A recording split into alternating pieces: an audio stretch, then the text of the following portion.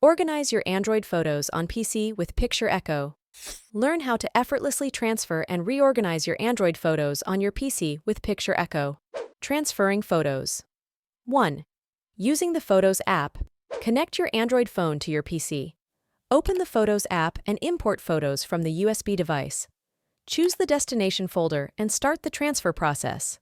2. Using File Explorer, connect your Android phone to your PC and unlock it.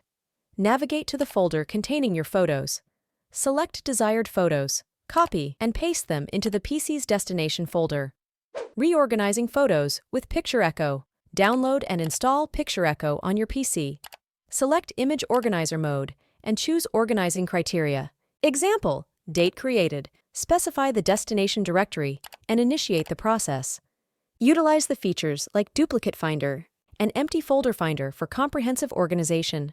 Simplify photo management with PictureEcho's user-friendly interface and powerful features. Enjoy a clutter-free photo library, organized by date taken for easy access and navigation.